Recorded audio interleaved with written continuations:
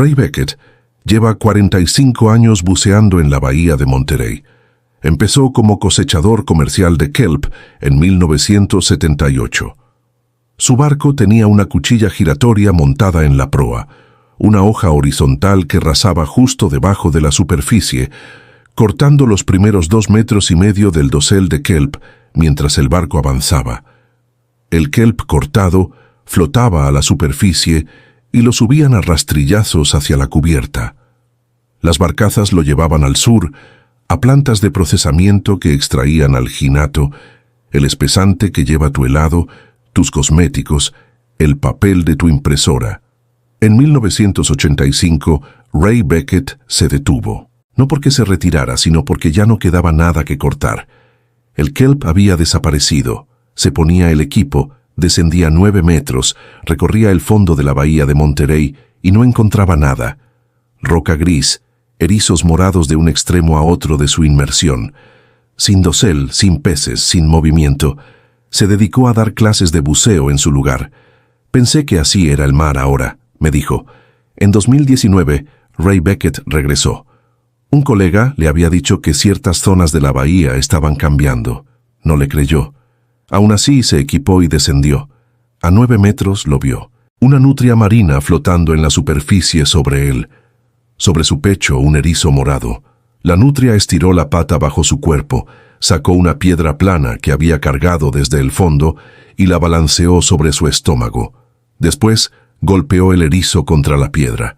Un solo golpe seco. El caparazón se partió. La nutria sacó el interior anaranjado y se lo comió.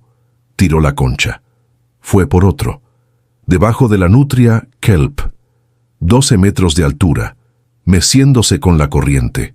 Un banco de peces roca deslizándose entre las columnas. Una foca de puerto pasando por debajo. Ray salió a la superficie. Se quitó el regulador. Se quedó flotando un momento.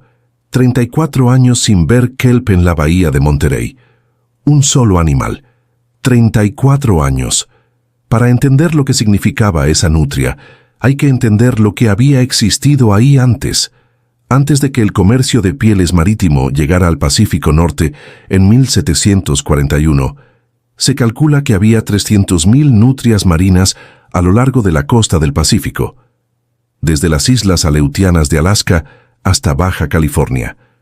Formaban balsas densas en los bosques de kelp, dormían en la superficie envueltas en el dosel para no ir a la deriva. Habían estado ahí durante 10 millones de años. Entonces llegó el comercio de pieles. Cazadores rusos, comerciantes británicos, compañías estadounidenses. 170 años de caza comercial. Una sola piel de nutria marina se vendía en Cantón, por el equivalente a un mes de salario de un artesano calificado.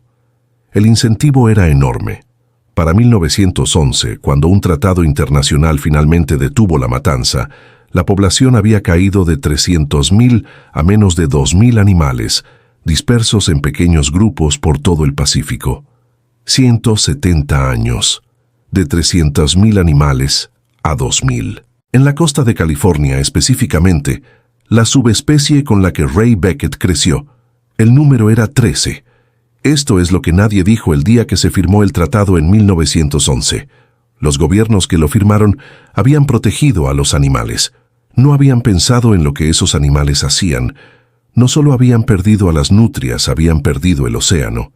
El erizo de mar morado tiene la boca en la parte de abajo, una estructura de 5 dientes llamada linterna de Aristóteles, que raspa sin parar cualquier superficie sobre la que se apoya. Lo que más le gusta es el rizoide, la estructura parecida a una raíz que ancla al kelp al fondo marino. Corta el rizoide y el kelp se desprende, se va a la deriva, muere. En un bosque de kelp sano, los erizos están presentes pero controlados. Se esconden en grietas y comen kelp muerto, el material que cae del dosel. No se mueven a mar abierto porque en mar abierto hay nutrias.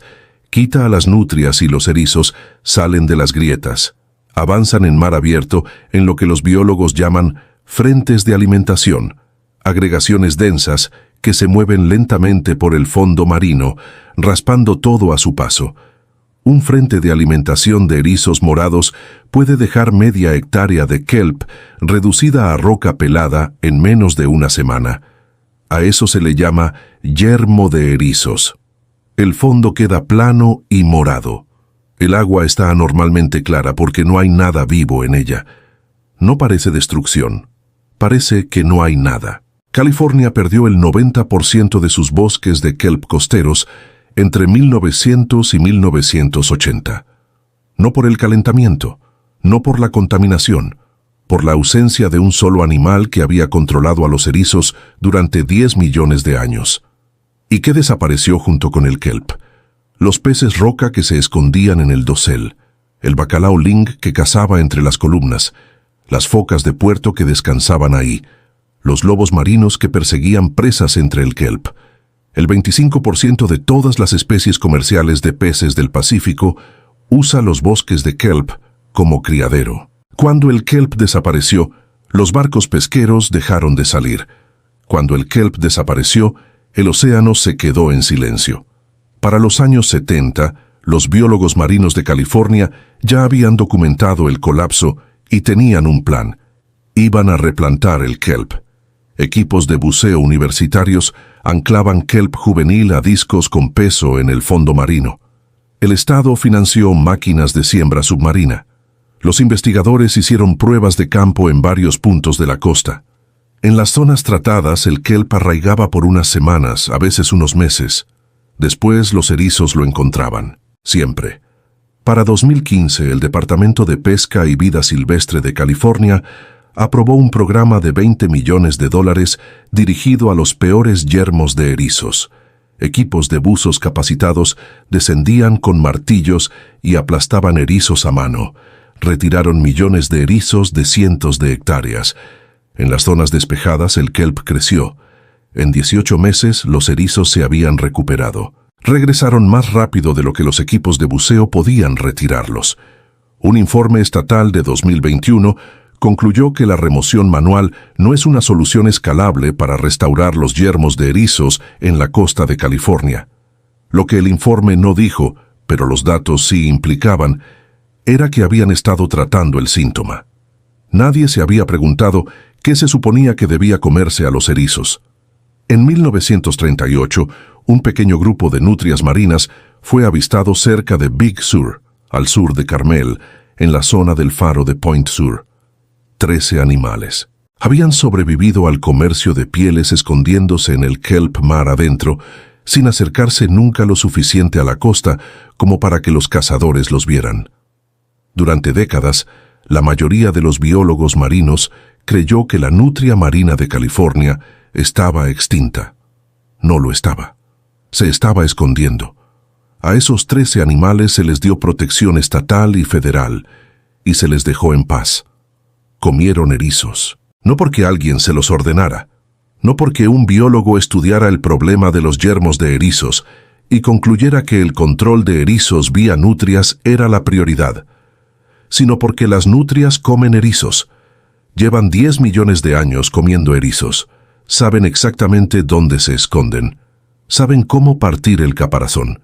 Y son más rápidas, más incansables y muchísimo más eficientes que cualquier equipo de buceo trabajando con martillos.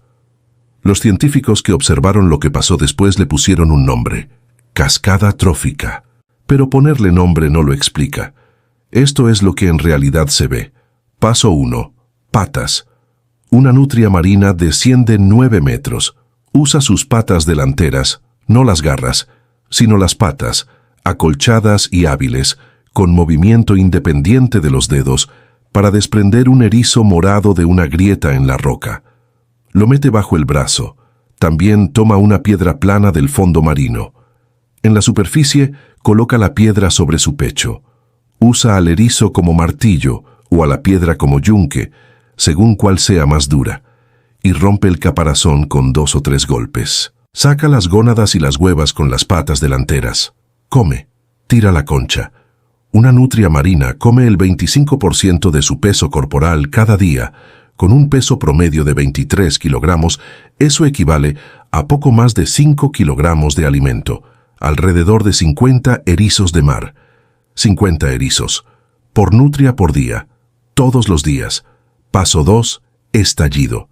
Multiplica eso por 1000 nutrias a lo largo de 480 kilómetros de costa californiana. La población de erizos no colapsa de golpe. Lo que sucede es más efectivo.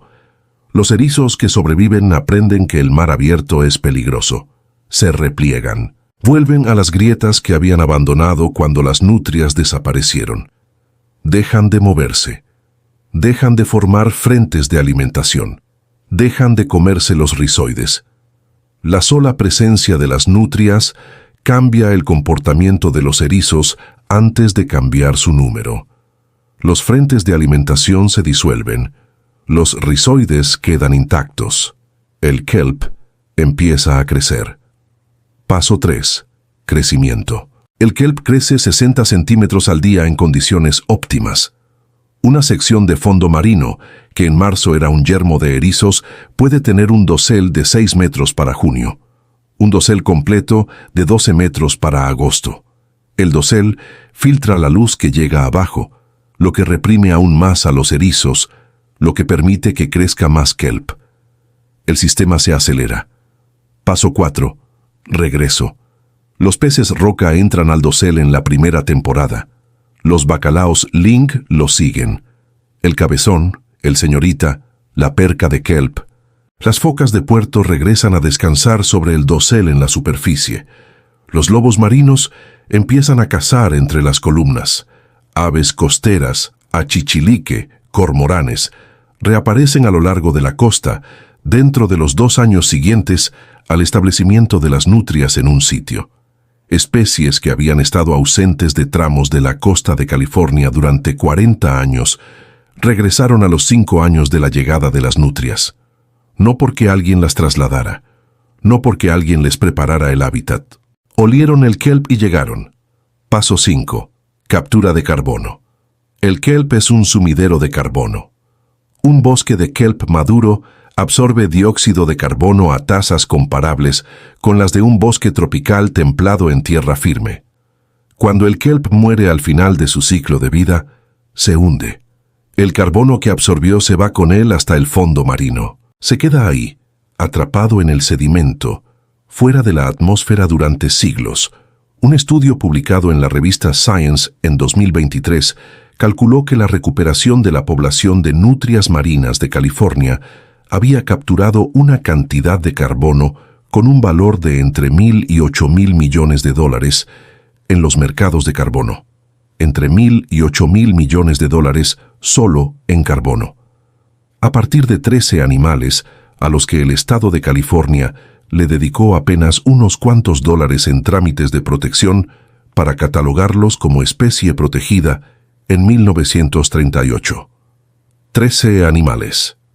5 pasos. Un océano reconstruido por completo y un dividendo de carbono que nadie tenía presupuestado. En 2016, una investigadora del acuario de la bahía de Monterey colocó una cámara submarina en el bosque de kelp que se recuperaba cerca de Moss Landing. Estaba ahí para contar peces. En vez de eso, filmó a una nutria marina flotando de espaldas en la superficie, con su cría sobre el pecho. La cría observaba con atención mientras la madre rompía un erizo de mar contra una piedra. Después la cría estiró sus patitas delanteras, torpes, y trató de imitar el movimiento. La madre puso la piedra entre las patas de la cría y guió el movimiento. La cría golpeó. El caparazón se rompió. Le estaba enseñando a usar una herramienta. El video se vio 40 millones de veces. La población de nutria marina del sur se encuentra hoy en alrededor de 3.200 animales. La población histórica era de 300.000. El territorio actual, 480 kilómetros de costa californiana. El territorio histórico, más de 1.600 kilómetros. En el norte de California, los yermos de erizos que se expandieron entre 2013 y 2023 durante un evento catastrófico de calentamiento marino siguen prácticamente intactos. Las nutrias todavía no llegan a esa costa. Los bosques de kelp del norte siguen esperando. Los peces que dependían de esos bosques siguen ausentes. El carbono que un bosque de kelp recuperado en el norte podría capturar sigue en la atmósfera. Los 20 millones de dólares invertidos en martillar erizos ya se gastaron. Las nutrias no saben nada de esto, solo siguen comiendo. 3.200 animales avanzando hacia el norte a un ritmo de apenas 800 metros al año. 20 millones de dólares. Equipos de buzos profesionales, martillos, 18 meses de trabajo, y los erizos regresaron. 13 animales, protegidos y dejados en paz. 3.200 animales después, el kelp está creciendo. Los peces regresaron y el carbono se hunde hasta el fondo del Pacífico. Ray Beckett todavía bucea en la bahía de Monterey. Volvió en 2019 y encontró el kelp. Volvió en 2022 y lo encontró más denso, más alto, lleno de peces que no había visto en esas aguas desde los años 70. Volvió el verano pasado y filmó un pez roca negro, una especie que no se documentaba de forma confiable en esa parte de la bahía desde 1981. Sigue dando clases de buceo, pero ahora, cuando lleva a un estudiante por primera vez, descienden hacia un bosque de kelp. Le pregunté qué se sentía ver regresar al océano que él ya había dado por perdido. Se quedó callado un momento. «Es como enterarte», dijo, «que algo que ya llorabas no estaba muerto, solo estaba esperando». 300.000 nutrias marinas, reducidas a 13, de vuelta a 3.200. El kelp crece a lo largo de 480 kilómetros de la costa de California. Los peces están regresando. El carbono se hunde hasta el fondo del Pacífico. 13 animales hicieron lo que 20 millones de dólares no pudieron. Las nutrias nunca supieron que el océano se suponía que estaba muerto.